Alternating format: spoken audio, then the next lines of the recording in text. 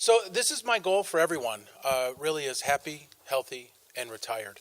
There's a lot of different factors that go in it. You've already had a great conversation around what you're interested in, what you want to listen to, what you want to hear, and then also some fears and some thoughts about what your retirement may or may not look like. So I have been in the well-being space for about the last 25, 30 years. I have a master's degree in exercise physiology, so that's my trade. And we can do a stretch break or a physical activity break at the end if you want. But that's been that was my beginnings. Over the last 6.5 years, I've been at Westpath more in population health. So trying to figure out ways to promote health and well-being through a variety of programs and then also a variety of resources. And at the end, what I'd like to do is get online and go through a couple of those resources. Because with your all use of that and promotion of that, those materials, that will fuel my department and Westpath as an agency to be able to do more of those types of materials. So we've put together a couple resource kits on physical activity, diabetes prevention, resiliency, which is kind of like stress management. When you talk about stress management and stress, most people shut down and they don't really want to talk about it that way, but they'll talk about it as resiliency, the ability to bounce back, the ability to recover, the ability to overcome. Those are all positive ways of handling stress. So we put together that resource.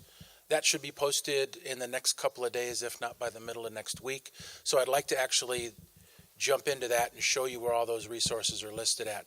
And how many folks in the room know that Westpath Benefits and Investments has a Facebook page? One, and the two staff of, it's good to know that the staff from Westpath Benefits and Investments knows there's a Facebook page. So our internal communication is working. It sounds like our external communication needs to get a little bit better. To be completely honest, it was actually launched last Thursday. So traction is just in the beginning. There'll likely be communications coming down the road. I think we were so happy that we got it that the next step is going to be actually getting it out there and promoting it. So if you want to, and if you're on Facebook, it's a great way to get information from us because we'll be posting things on there. In my role, I support some of the wellness programs that are associated with HealthFlex, which is the health plan that Westpath offers. But then I also support some other programs like the Virgin Pulse program and then helping to create all those toolkits and then promote well-being that way. So this is the exciting part of retirement, or exciting is the positive part of retirement. And exciting is your schedule's going to change. It's going to open up. I heard you'll no longer have 7 o'clock meetings. And then there was some discussion whether that was 7 a.m. or 7 p.m. or both. So that's terrific. So that's definitely a positive. Being able to do what you want, when you want, not having that schedule where you have to be someplace. I love reading about clergy health. It's fascinating. When I first started 6.5 years ago, during the interview process, they asked, what's exciting to you about this role? And I think the reason why I got the job was because I said that clergy are just like other service providers.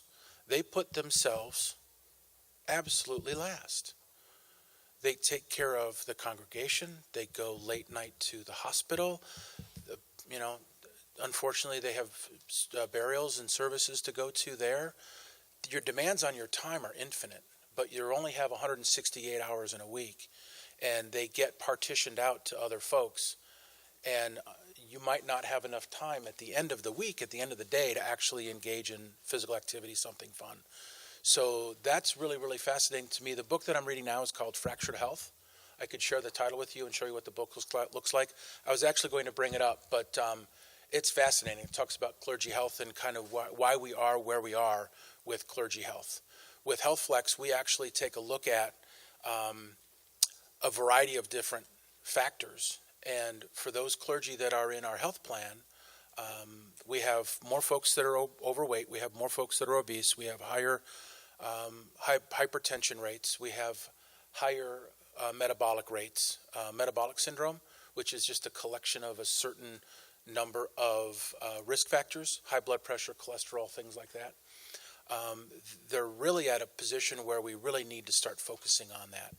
And this is the beginning of it. And within the Center for Health, you'll see that name go away from Center for Health to benefit plans, where the benefit to plans department, I have a slide on explaining how we just got restructured. But the idea of that restructuring is to be able to bring all of the resources to bear in a more unified approach so that we can help impact clergy health in a broad sense, not just for those folks in HealthFlex, but also for those folks that are in the pension. So that's pretty much everybody. So exciting. That's the positive. That's the positive side. Unfortunately, there's a flip side too, and we talked about this part too. It's scary. There's a loss of connection with friends, a loss of connection with the congregation, a loss of identity or a change in identity.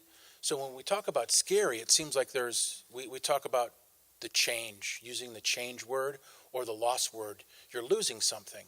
So it's important to keep things in perspective. I think it was terrific. I believe you had mentioned that it was, or Mark had mentioned that it's a transition. And I didn't really think of that until I just heard that. It's a transition. It's a phase change. I think of I've got an 18-year-old daughter that I just dropped off at Murray State, and holy cow, that was a change. The next one is in driver's ed. Wow, he's my son. He matches me in our clumsiness.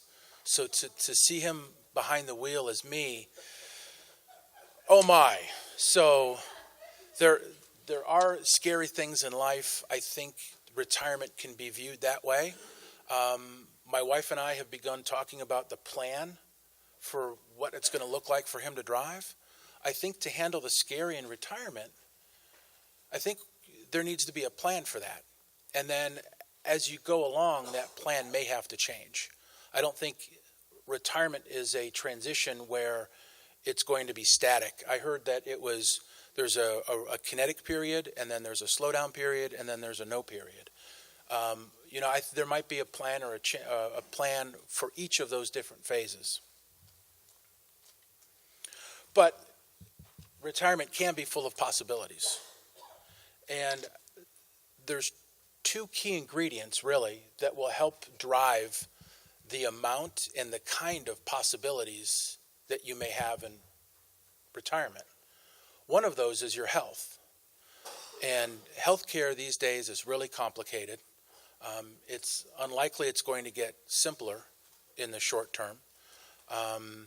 Your health and the number of doctor's appointments that you'd have to go to can impact what you can do. My parents are 77 and 78. My dad retired first. He was in sales, so his first thing when he retired, he watched TV. A couple years later, my mom retired. All the while, I'm in the background saying, "Did you go exercise today?" "Well, I don't have time." "Well, you had 8 hours of the Discovery Channel. I could see how you weren't able to wedge it in. But maybe you can exercise in between commercials. Maybe you can DVR it." And I'm kind of going back to my personal training days back in the early 90s, kind of working through a plan with my dad.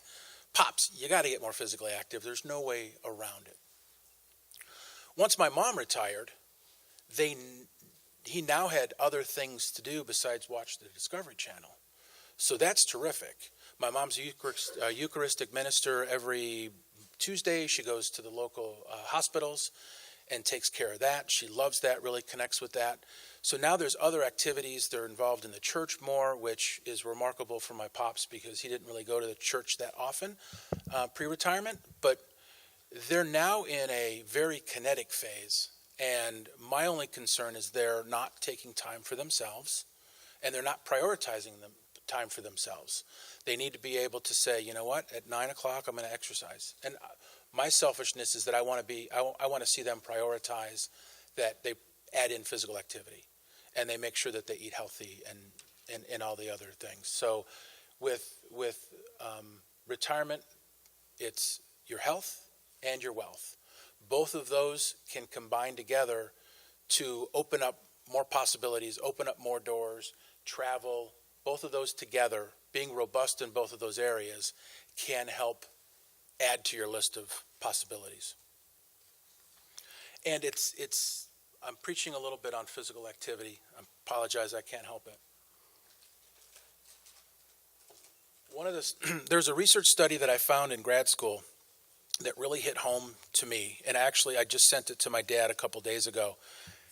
It only had 8 subjects in the research study and no control group. So with that, you'd go, bad data, bad research. But what they did was, does anybody know what a non-Agerian is? Yes. So they're 90 years old. So they took 8 individuals who were 90 years old on average and put them through a high-intensity strength training. So they asked them to do 80% of their max on a particular exercise. It was supervised. It was research through Tufts, medical doctors. What they saw after about 12 weeks is that the size of their quads, the size of their legs got bigger. They had never seen that kind of research result before because they'd never done that type of research before. So when I read that, I was like, wow, this is amazing. There really is no bad time to start exercising. It's incredible. I'm sorry? True, but you'll get more benefit by doing it now. I like that. I like that. No, that's terrific. So retirement, full of possibilities, health and wealth. There's not a better time to start than right now with adopting healthier habits, eating better, and even saving for retirement, changing what you're doing for retirement. And Bob and the rest of the experts will be talking about that more in detail in the following presentations. So this is a word cloud, and we did this with the previous presentation. And what we asked is, and we're going to do this too, there's a little a website that I'm going to ask you to go to and then enter in the words that come to mind when you think about your retirement. But these resonate with what has already been talked about: doctor's appointment, health care, home, family life, fear, new, well-being, identity, pension. So there's some positive, there's some negative. The magnitude of, we really don't have, that seems to be pretty much all even as far as their magnitude. The way a word cloud works with this Mentimeter that we're going to use in a second, the number of times a particular word gets presented, so if you just say retired, retired, retired, the size of that word as it appears on the screen will indicate the magnitude, the number of people, not necessarily the number of people, but the number of times that that word was mentioned. So if you're so inclined, please go to a web browser, either on your phone or on your computer, and you want to go to www.menti, MENTI.com. So MENTI.com.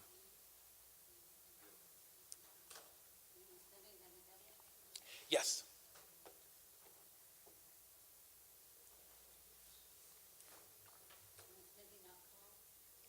.com.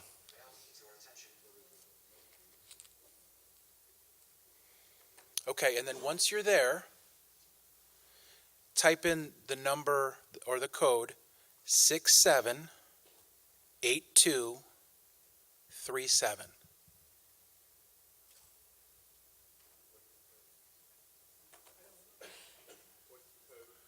The code is 678237. And I apologize, I should have had a slide with that. We weren't sure if we were going to be able to do that with technology, but we're all set up here, so that's great. So it's menti.com, and the code is 678237. 2837.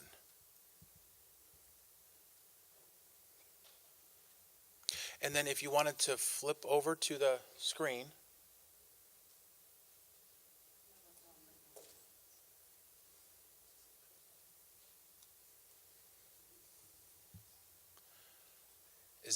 How's everybody doing? Is that working? Is everybody there?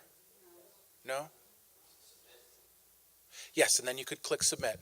So you'll have an opportunity. It'll say something like, I forget the question verbatim, but it's what's the word that comes to mind when you think about your retirement? Down below that there should be 3 spots, and you could enter 3 words all at once, or you could enter them one at a time. 6, 7, 8, 2, 3, 7.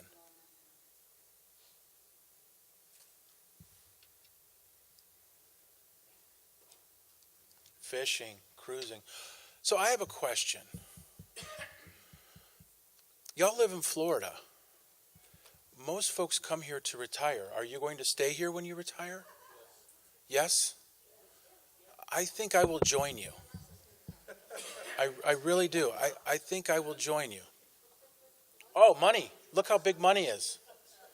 Woodworking, excited, unknown. Well, unknown, I hope, my unknown folks, I hope that this will help with some of the planning. Money is still big. Health is getting bigger. Freedom, travel. Fishing is getting bigger. I like that. Safe housing. Fear. Fear is kind of small. I like to see that. Although sometimes I'm motivated by fear. Healthy, hobby. Travel's getting bigger. So where will you travel? Within Florida, or would you leave Florida to travel? Leave Florida? Leave Florida during the summer, or, yeah?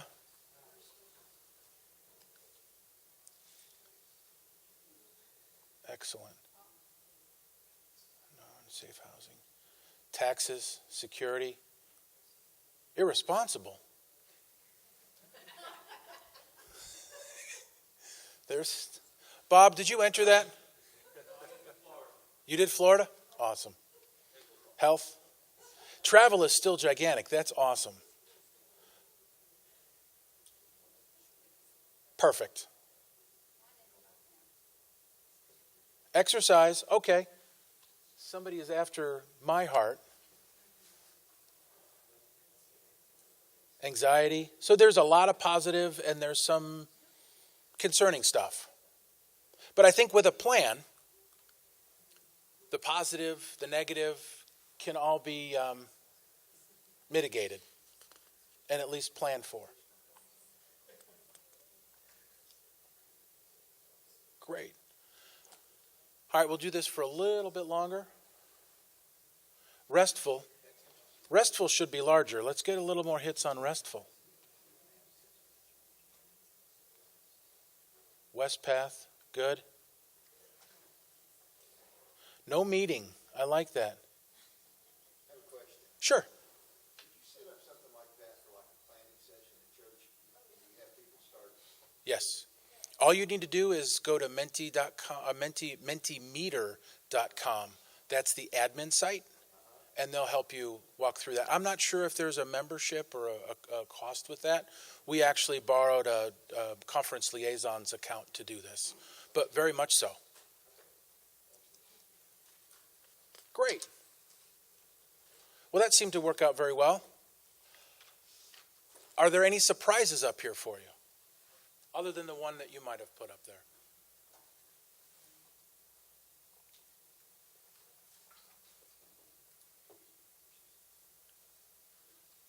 Okay, excellent.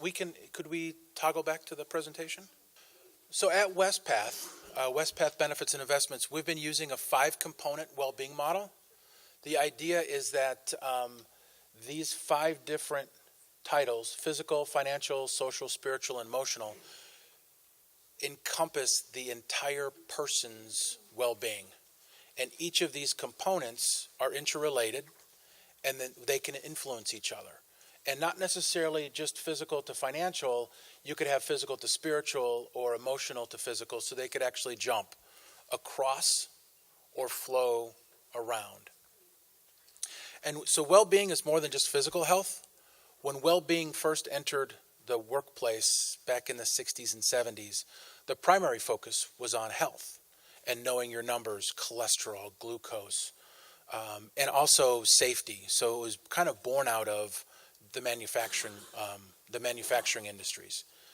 Over time, the well-being, the wellness model moved into a broader scope, and we've changed names a little bit. So now it's well-being to incorporate those 5 dimensions. When we just say wellness, the thought is that just lands solely on the physical, which that's not the case. So we'll go through each of these in a little bit of detail. The physical part is your physical activity, eating, getting your preventative screenings completed, managing any chronic conditions, and where am I? So physical health is more than just being physically active and eating healthy, although it's super important. It also describes the relationship with your primary care provider. So as we get closer to retirement, so could our medical providers, our PCP. I look at my physician, she's about 50, 55, so she's right about my age. If my health care stays the same and I'm still able to see her by the time I retire when I'm 67, 68 years old, in all likelihood, she'll be retired. So that's a conversation I'll need to have with her. Hey, how much longer are you going to work? And I probably won't ask it that way, but I'll need to know how I'm going to transition to another doctor outside of even having to transition because of a change in healthcare. So one of the things that we should look at is where you are at with your physicians. Do you need to change because of healthcare? Do you need to change because of their age? They might retire. That could include all of the specialties from cardiologist to ophthalmologist, podiatrist. Any of your medical team, you'd need to have that conversation with. As you get closer to the retirement date, I've heard that some could be tomorrow as a retirement date, and then some are 10 years. It would be best to have your health set up to succeed, and part of that is making sure that you've had your flu shots, you've got your medication that you may need for the next couple of months, understanding what your new medical insurance's requirements are around getting your medication. Does it need a pre-authorization? Do you need to have 3-month generic delivered to the home? So all of those different things, you should kind of start to figure those out. And I think that'll make you feel good, because that's kind of taking care of that scary part. The scary part's the unknown. Part of the reality, though, is because your conference gives us money for our churches that affect our salary as well, to get our own health care.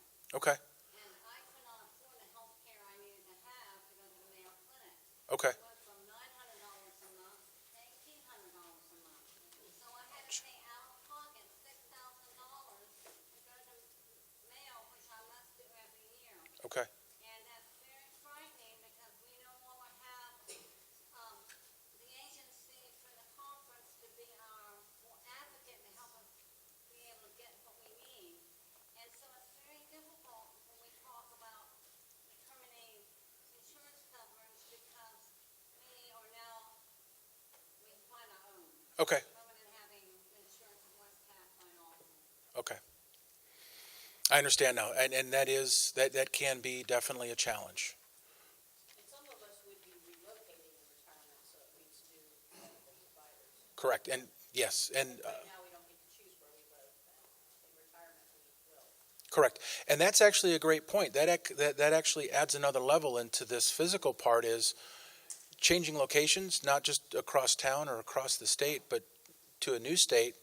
That means creating a new medical network. Also, get any vaccinations, flu shots. Our local grocery store hosts free flu shots, and then you get 20% off your shopping bill. And I'd never participated in that except our on-site flu shot day at Westpath is a day where I'll actually be at I'll be at a conference. I'll be traveling. So I am definitely going to get into the local grocery store, get 20% off a massive shopping trip, and then also get my flu shot. Yes, I'm in that age group to get shingles. How about a steel roof? Excellent. So the maintain well-being, that's your physical presence. That's the exercise when you can, as often as you can. Physical activity is one of the more powerful things you can do to support your health and support your well-being. From stress reduction to changes in cholesterol, diabetes prevention, it is a wonderful activity. Around the home, we heard that a little bit already. For folks living in a parsonage, you might be buying a home for the first time. And then all of the items that go with that, from finding a mortgage, finding a mortgage insurance, or a broker, a mortgage broker, interest rates, all that stuff. It'll all be brand new. And then for those who own a home, it would be scheduling any necessary repairs. Does the roof need to get redone? Sidewalks need to get redone? Kind of planning for those expenses, future potential expenses. And then as you get older with the home, should you be in a ranch home? Do you want everything on the same level?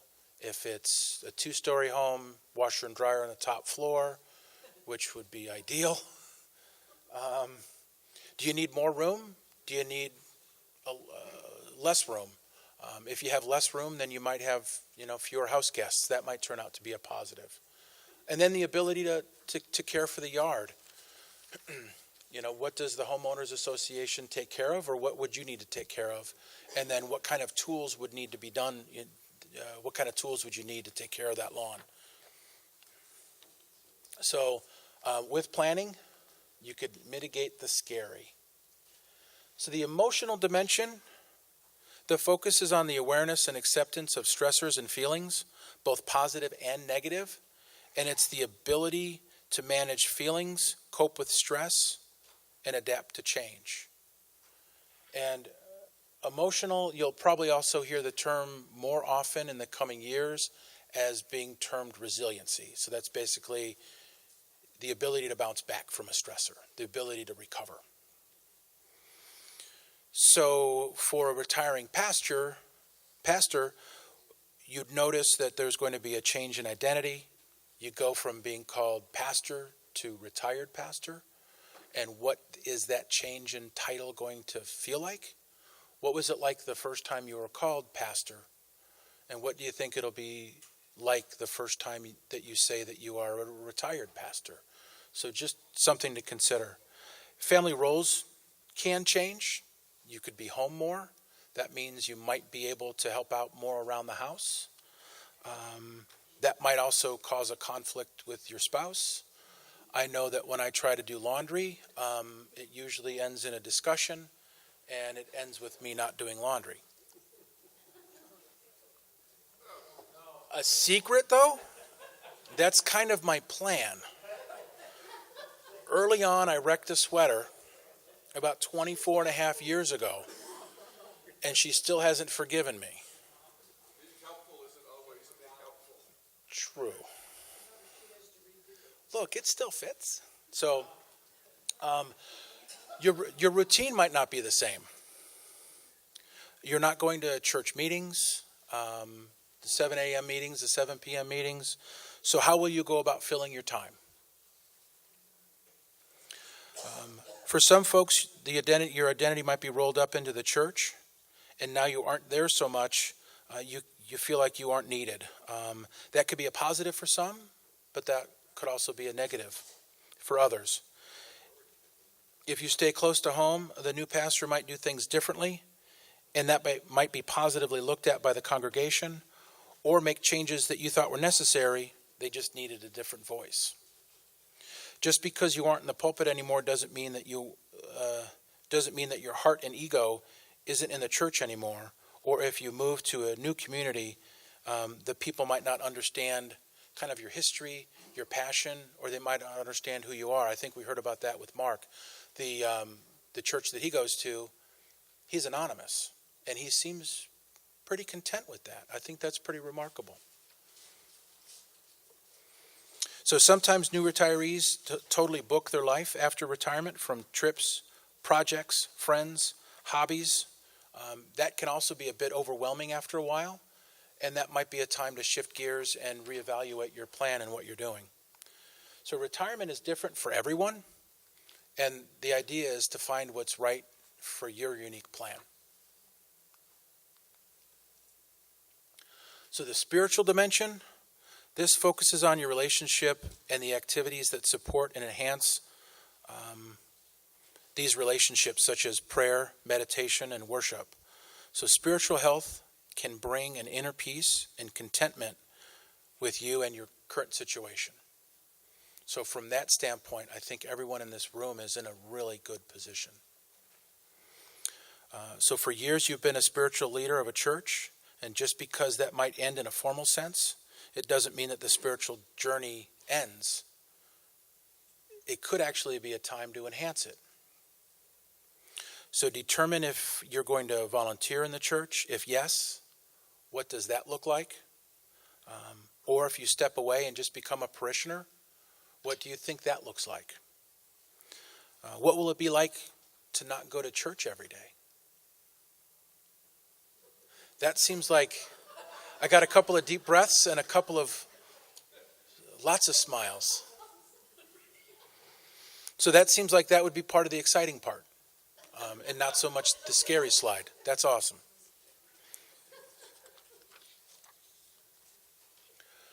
Socially, Mark hit on this a little bit with the percentage of clergy that have friends outside of the congregation and outside of other clergy. The task force that was done, I think, by the General Board not too long ago, that was one of the key factors that they identified is social isolation. And you wouldn't necessarily think that was so, but unfortunately it is.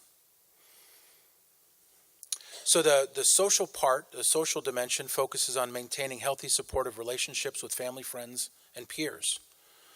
And research has demonstrated that having a good social support network actually protects against several health problems. So being connected is actually a very positive thing. So what does that look like to get out of the house? What kind of clubs, what kind of activities will you do to make yourself busy, to get connected with that community that you might travel to across the country? Or it just might be a new view on your current community.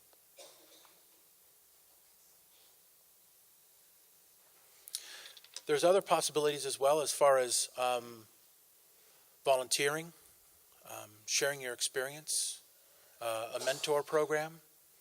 So there's the possibilities to grow socially are pretty limitless as well. And then down at the bottom, hobbies. I think in the word cloud we saw fishing a number of times. So that might be a common theme for our group. Financially. This will get hit home pretty hard over the next couple of days, so I won't spend a lot of time on it, but I do want to show or do want to explain a couple of tools that are available to you right now. The first one is EY. That's sponsored by Westpath, and everybody has the ability to go in and create an EY account. EY used to be known as Ernst & Young, and they changed their name to EY a couple of years ago, and they offer free financial planning. For it's telephonic based, and it's as number of hours as you need to feel comfortable. And they're able to talk articulately intelligently about the clergy housing allowance and the clergy tax issues. So you can feel comfortable that you have that resource available to you, and that's free. That's at no cost to you. And then benefits access. How many folks have signed in to benefits access lately? Awesome. And what did you see? Did you like what you saw? Yeah, I didn't start logging in at benefits access until I was here at Westpath for about a year or so. I'd always gotten the monthly statement, and my HARC. And then I went in and I switched it to electronic, just getting notified. And I entered the wrong email address. So I walked down the hall to Retirement Services. They're right next to us. And I said, hey, I stopped getting my HARC and I stopped getting my quarterly report. What happened? She's like, you're set up for electronic email. Oh, but I haven't gotten the emails. She says, go check your account. I go in and look. I typed my email wrong. So now I love when I get that email that says, hey, check your balance. It doesn't necessarily say check your balance, but you go in, you look at HARC, you check your balance. So I go into Benefits Access probably once a month or at least once a quarter now.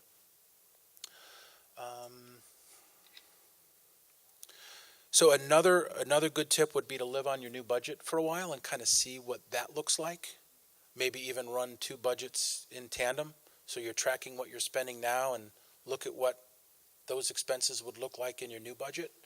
Consider any of those other physical things where we need to buy a house, we need a new roof for the existing house, need to get a lawnmower and those items. So by running those two budgets in tandem, just two columns in a spreadsheet, you'd be able to see how you would look currently in your retirement budget and see if it fits.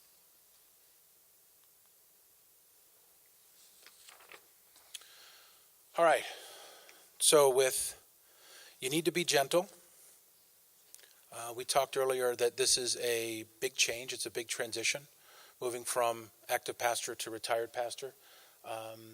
It's probably one of the bigger transitions that you'll have, but it's not a transition as in childbirth or transition as in marriage. It's something that you'd get to experience and work with over time.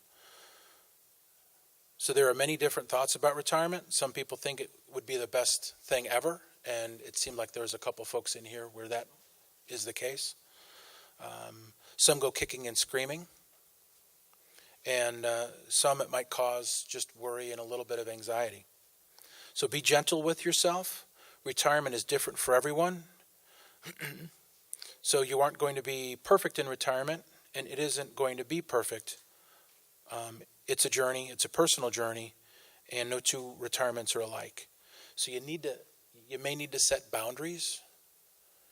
Your children may think that, or may expect, or may hope that you'll babysit every day, your grandchildren, and take them to and from the different sporting events, or school, or other activities. So a conversation in advance might be a good idea.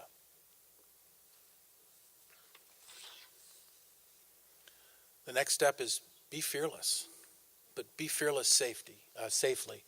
So I think those two folks should have been wearing a helmet or at least knee pads or something.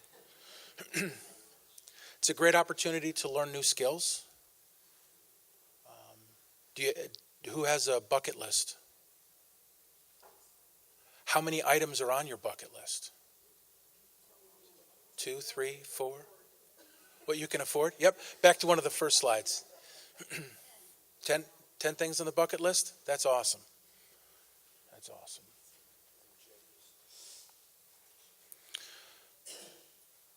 So we talked about that retirement is just a different phase in life, and it's new for you, it's new for your family. You can define it as you wish it to be. You'll need to find your new normal.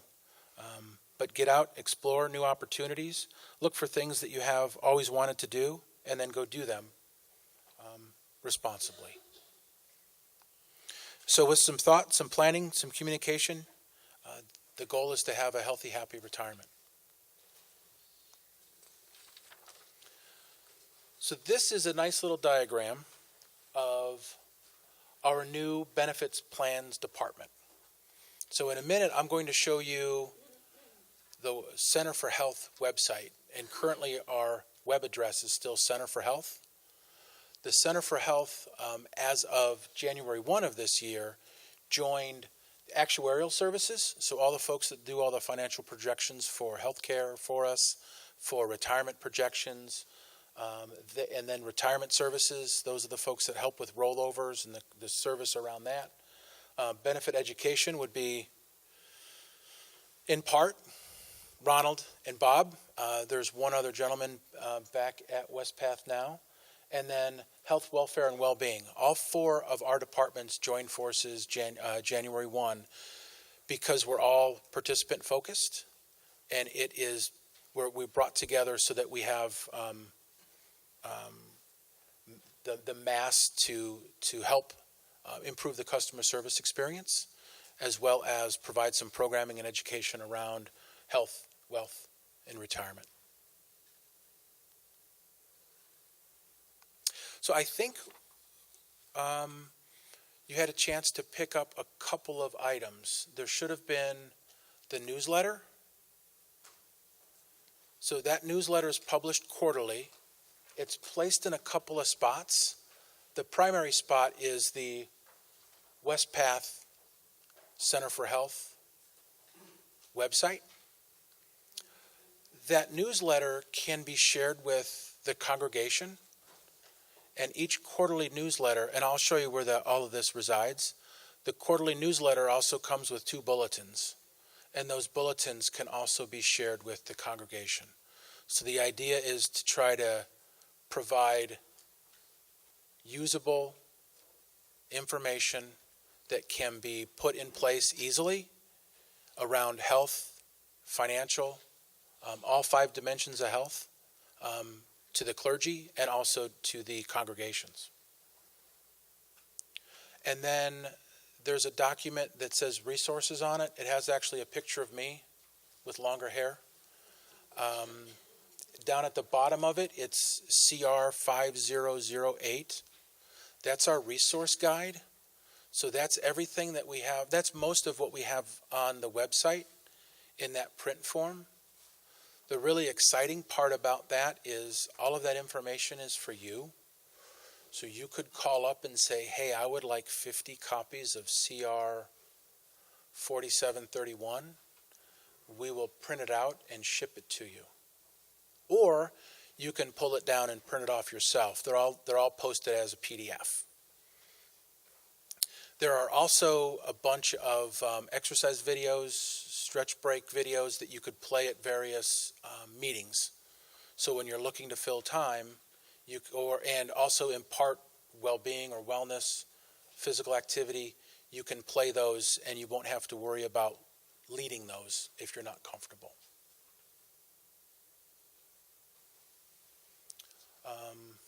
Let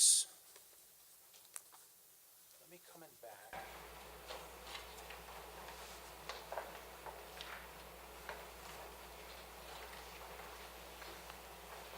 I'm just going to walk you through back here on the website.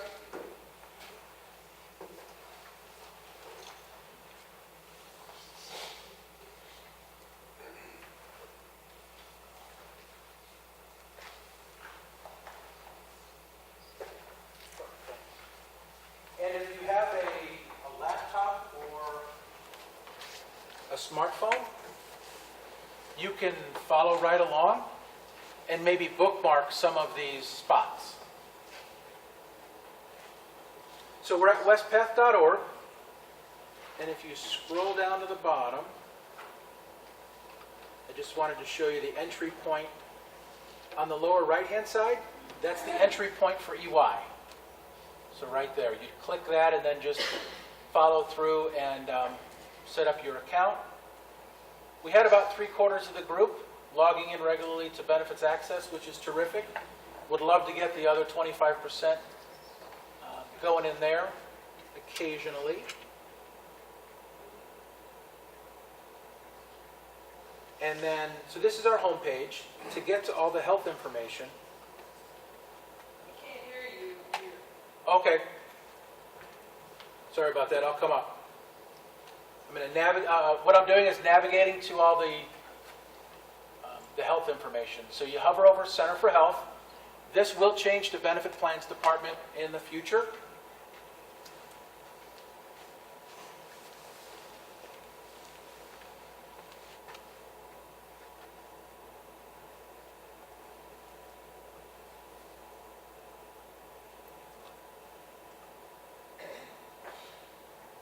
So you'll see where it says at the top, it's westpath.org/health. Center for Health, and then resources. So this is the homepage of all of the different publications and fun stuff that we have put together.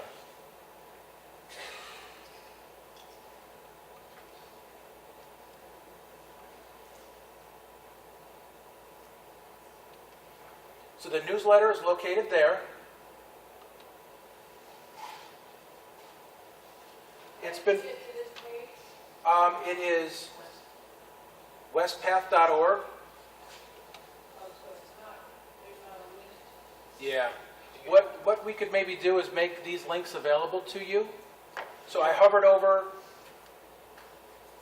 the Center for Health and then clicked on resources. Do you have to log in to get to? No, this is all public access.